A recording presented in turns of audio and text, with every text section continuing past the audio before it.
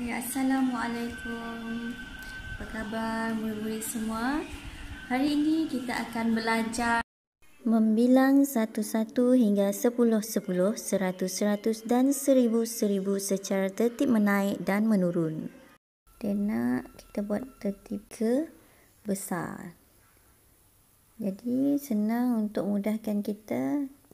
Kalau memang dah boleh kesan nombor yang paling kecil, boleh terus isi dalam kotak ni, tulis. Tapi kalau ada masalah, boleh saja susun dalam petak nilai tempat. Okay, contoh buat macam ni lah.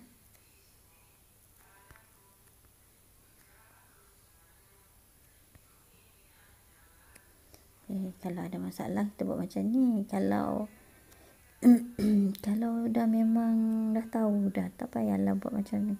Kalau memang dah boleh nampak mana yang kecil sekali, mana yang kemudian dan mana yang paling besar. Okey, tengok. Kita dah susun. Okey, kalau nak buat perbandingan tempat, mesti buat dari depan, daripada rumah ribu. Semua sama. Okey, yang ini pun semua sama. Okey, yang ni yang berbeza. Tengok antara 3, 4, 5 dan 6, paling kecil yang ini. Okey, yang ini yang pertama. Kemudian yang ini 1445.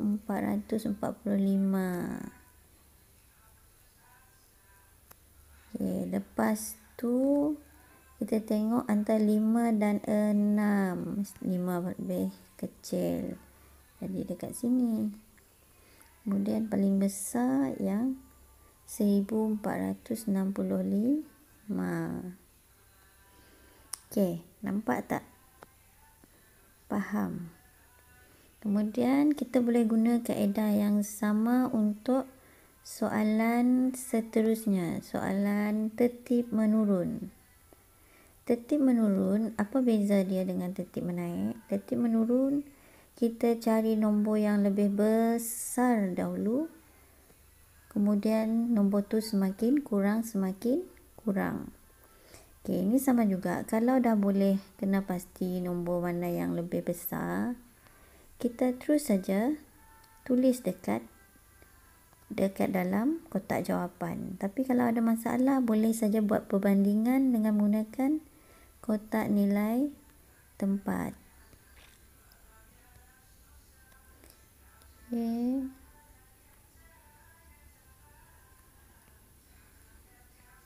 Kita susun semua nombor dekat sini supaya kita boleh lihat perbezaan nombor tu. Kemudian kita boleh kena pasti dengan mudah nombor mana yang lebih besar ke kecil. Okey, macam biasa, tengok pada rumah paling hadapan. Kalau dalam kes ini rumah ribu, nampak 4 lebih menonjol di situ di kalangan yang lain. Jadi 4 lah yang paling hadapan, sebab dia kata tertib menurun. Okey, lepas tu 4 dah tak lawan, dah keluar.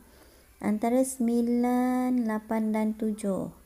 9, kita tengok kat sini ya. Antara 9, 8 dan 7, 9 yang lebih besar. Jadi isikan di sini.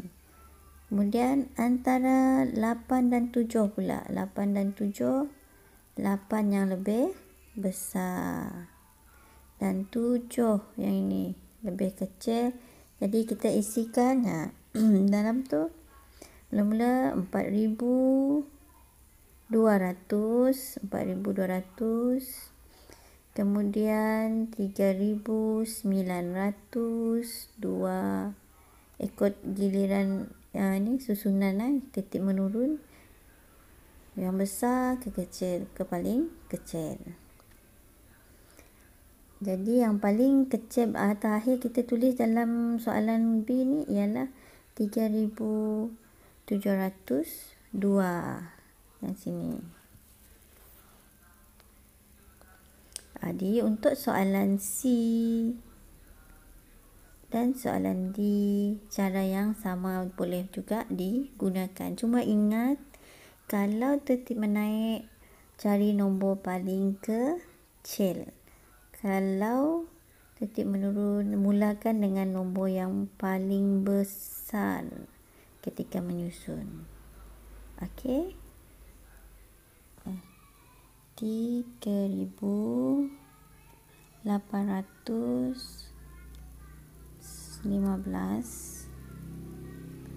Kemudian kita ada 3,915.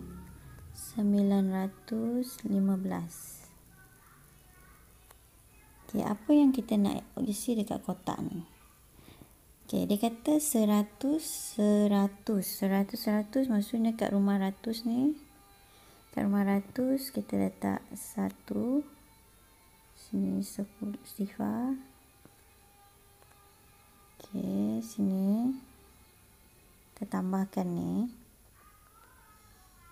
Ni kita ada 5, 1, 9, 10. Jadi kita ada 4,015. 4,015. Kemudian tambahkan lagi, kalau nak dapatkan nilai di kotak terakhir ni, tambahkan lagi 100 sebab dia kira 100, 100. Jadi dapat berapa? Itu kena kira 4,015 tambah lagi 100. Kemudian kita pergi ke soalan seterusnya, kira 6,000.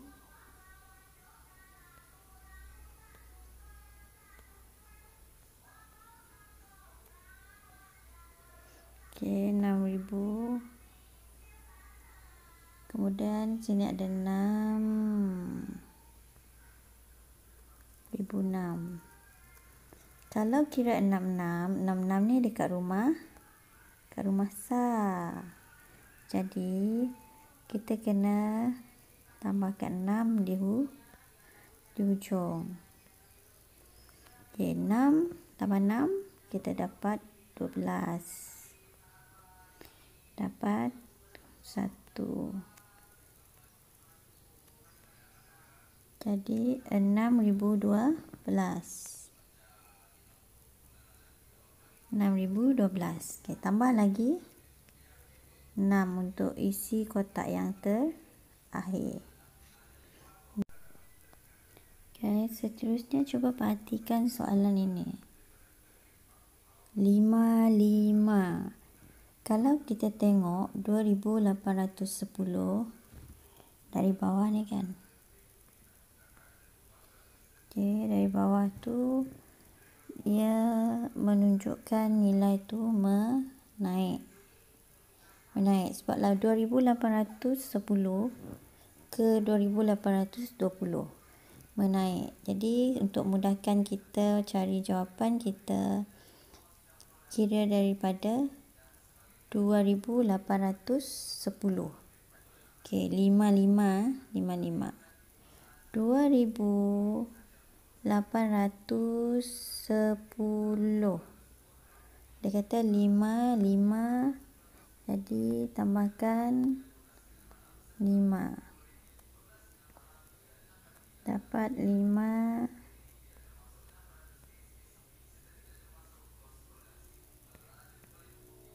Okey, dapat 2,815. Untuk dekat sini. Kemudian bila kita tambah lagi 5 dekat sini kan, dia akan jadi 5 tambah 5 10. Sini jadi 2. Sini jadi 8, 2. Jadi sama tak dengan yang ini? Untuk dapat yang atas tu kena tambah lagi 5.